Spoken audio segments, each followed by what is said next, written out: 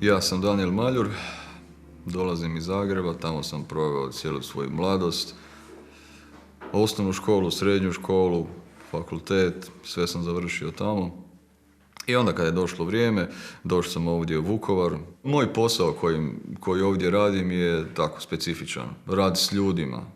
Uvijek bude ljudi u ovom poslu kojim se bavim. I ljudi dolaze s raznim problemima i onda očekuju od tebe neku pomoć. Kako ćeš ti njima izaći u susret, kako ćeš im pomoći, kako ćeš ih razumjeti, saslušati. A uvijek je teško nekako slušati ljude. Jer ima svaki čovjek, ja isto, svaki čovjek ima svojih problema. I onda ako ti dođe još neko sa drugim problemima i onda ti još dođe, puno takvih ljudi sa drugim problemima, onda ako nisi sam u sebi stabilan, onda te to uguši iznutra. Dakle, evo, moj posao je nešto što ja volim raditi, hvala Bogu da je to tako.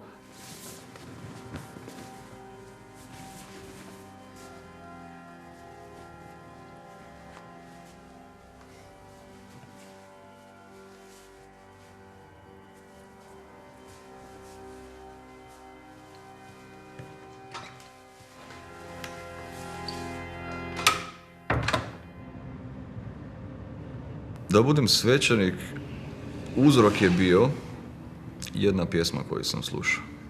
Zove se Moga oca stan. I u toj pjesmi govori se o nekakvoj crkvi koja je na vrhu nekog brda. I u toj crkvi nema nikoga, prazna je crkva. U tom trenutku taj pjevač koji pjeva kaže u toj crkvi, u toj kapeli, kako on kaže, ipak netko stanuje. I on kaže, to je stan moga oca. I u tom trenutku sam ja bio siguran da trebam otići u samostan, da trebam biti svećenik. Kao svećenik stvarno se bavim sa puno stvari. Ovo je velika župa, ima 5, 6, možda čak i 7.000 ljudi. I uvijek ima nešto, ima sprovoda, ima vjenčanja, ima krštenja, ima rad sa mladima, sa franjevačkom mladeži, sa ministrantima, blagoslovi kuća, ispovjed po kućama, posjeti bolesnicima. Ispovjedam se Bogu svemogućemu i vama, braćo, da sagriješih mnogo mišlju, riječu, djelom i propustom. Moj preveliki grijeh. Zato molim Blaženu Mariju, Vlada Djevicu, sve anđele i svete i vas, braćo, da se molite za me, Gospodine Bogu našem. Smiluje nam se svemogući Bog, oprosti nam grijehe naše i prijevi nas u. Nije ovo lagan posao. Možda ljudi misle da je to tako da mi svećenici ništa ne radimo i da samo sjedimo i i jedemo i ko zna šta kartamo i tako.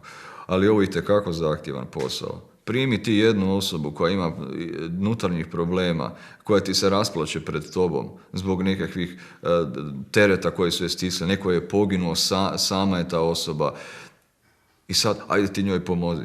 Ponekad mi dođe da bi radije išao kopati kanal golim rukama nego što bi pokušao ponijeti teret te osobe. To su jako teške stvari. Ali eto, ja volim taj posao i ne držim ga uopće kao posao.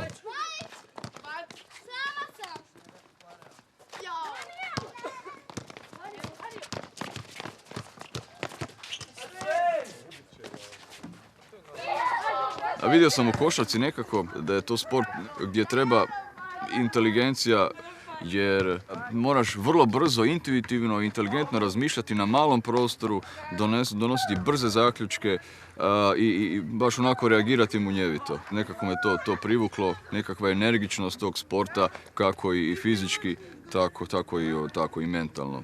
Ja volim djecu i volim mlade i volim s njima raditi, zato mi se sviđa ta energija koja je u njima. Ne znači da ne volim raditi s onim koji su stariji, nego eto, svaki čovjek ima nekakvih svojih afiniteta gdje se bolje snalazi. Meni se više sviđa ovako, tu sa mladima, sa djecom raditi, eto.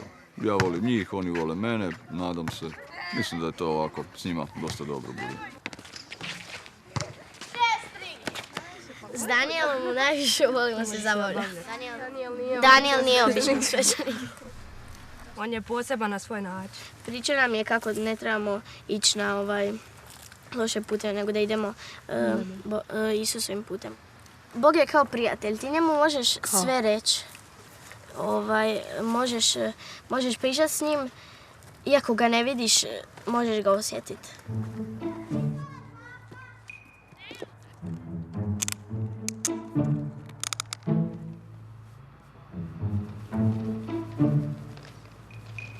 Pa ljudi uglavnom kad me vide su iznenađeni. U početku je bilo nevjerojatno, ne znam, i da svećenik vozi bicikl. To je bilo nevjerojatno. A kamoli ne znam, košarka, rolanje i ne znam druge neke stvari kojima se bavim. A sad je to njima najnormalnija stvar. Ne samo njima, nego i ljudima inače.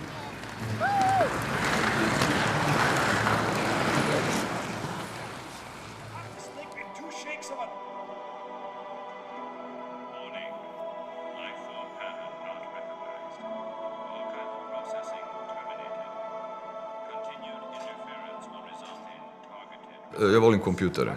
Ono što nekako izvan mog radnog vremena, stalno sam na kompjuteru. Ako možda ne igram neke igrice, onda radim se nekim programima, tako. Moj kompjuter je pun svega i svačega. Svih programa, svega živoga. Što god možda bude na internetu, a evo, besplatno je to, ja skinem, ako će mi koristiti za nešto. Evo, to je nešto što me oduzima dosta vremena, od mojeg slobodnog vremena. Ponukalo me da igram World of Warcraft, zato jer uvijek sam nekako tražio nešto gdje ću moći biti kreativan. Igrao sam i prije igrice, uvijek. Dakle, nije ovo ni jedina igra koju sam igrao, bilo je drugih igara. Međutim, nekako sam se pronašao u ovom, dakle, neki fantazijski svijet, uživljavanje u likove koji si sam iskreirao. Nekako, onako, to je najbolje onako kad imaš ljude koji maštaju nekakvim dalekim zemljama i kao da su neko i nešto. Mislim da je problem u današnjem svijetu što nema ljudi koji maštaju.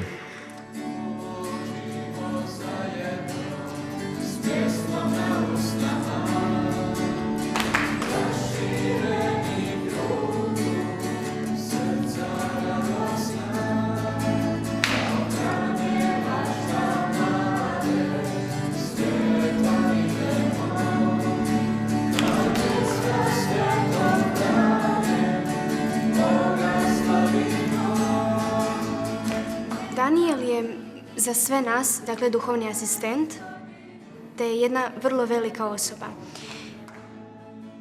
Svaki susret nam stvarno čini sve zanimljivijim. Naučio nas je jako puno stvari, tako da ovo što mi trenutno tu jesmo, možemo zahvaliti njemu. Recimo, ako bi neko rekao da je, ne znam, vjera nešto tako dosadno i nezanimljivo, kad bi bio s Danielom, sigurno bi se razuvjerio, jer on to onako dosta prezentira na zanimljiv način, jel sve. Danielu je bitno da mi svi ozbiljno framu shvatimo. Znači, mi framaši se sastajemo jednom tjedno, nedjeljom, poslije svete mise i ukoliko želimo stvarno biti članovi u punom smislu te riječi, onda moramo biti i prisutni. Bitno je sudjelovati i rasti sa zajednicom. Mi smo svi tu braća i sestre, moramo se međusobno poznavati i bitno je da svako od nas sudjeluje koliko god može, znači maksimalno na tim susretima. Sigurno da ovdje u Vukovaru ima problema. Ja radim sa mladima i tako nekako poznajem tu strukturu. Ono što se meni nije svidjelo, jer tu se, koliko je meni poznato, se dijele po nacionalnosti. Hrvati imaju, ne znam, vrtić ili školu u jednom turnusu, a Srbi imaju u drugom turnusu.